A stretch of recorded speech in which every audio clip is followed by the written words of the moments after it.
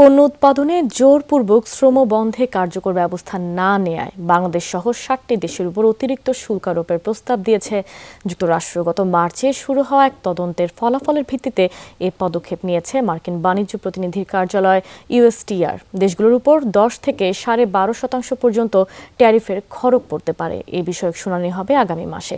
এদিকে কূটনৈতিকভাবে বিষয়টি ফয়সালা করার আহ্বান জানিয়েছে বাংলাদেশের উদ্যোক্তারা। বলছেন, কোথায় কোথায় জবরদস্তিমূলক শ্রম চলছে তা মার্কিন প্রশাসনকে দেখাতে হবে। পণ্য উৎপাদনে জোরপূর্বক শ্রম বন্ধে যথেষ্ট পদক্ষেপ নেওয়া হয়েছে কিনা তা খতিয়ে দেখতে গত মার্চে বাংলাদেশ সহ ৬০ দেশের বিরুদ্ধে তদন্ত শুরু করেছিল যুক্তরাষ্ট্রের বাণিজ্য প্রতিনিধির দপ্তর USTR।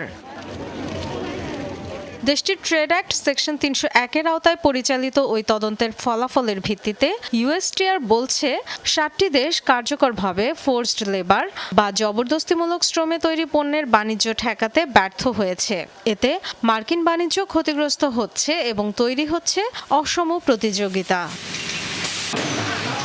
বলা হয়, এ ধরনের পণ্য আমদানিতে কার্যকর নিষেধাজ্ঞা আরোপে ব্যর্থ হয়েছে ৫৪টি দেশ, যার মধ্যে রয়েছে বাংলাদেশ, ভারত, চীন, জাপান, ভিয়েতনামের মতো দেশগুলো।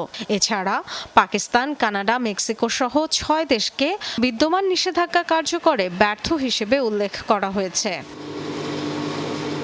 যেসব দেশ এরই মধ্যে জোরপূর্বক শ্রমে তৈরি পণ্য আমদানি নিষিদ্ধের ঘোষণা বা প্রতিশ্রুতি দিয়েছে, তাদের ক্ষেত্রে অতিরিক্ত ১০% শুল্ক এবং অন্য দেশগুলোর জন্য প্রস্তাব করা হয়েছে ১২.৫% শুল্ক। তবে বস্ত্র ও পোশাক খাতের জন্য ছাড়ের ব্যবস্থাও রাখা হয়েছে। জোরপূর্বক শ্রমের ব্যবহার নেই বাংলাদেশে, এমনটা মনে করেন BKME এর সভাপতি মোহাম্মদ হাতেম। বাড়তি ট্যারিফ ইস্যুটি আলোচনার মাধ্যমে সমাধানের তাগিদ দিয়েছেন তিনি।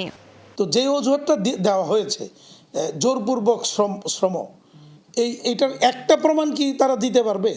আমি বিনীতভাবে তাদেরকে আমি একটু অনুরোধ এবং চ্যালেঞ্জ করতে চাই যে তারা বাংলাদেশের ক্ষেত্রে অন্তত একটা উদাহরণ দেখ যে অমুক জায়গায় এই জোরপূর্বক শ্রম আচরণ হচ্ছে বা জোরপূর্বক শ্রমিকদেরকে কাজ করানো হচ্ছে।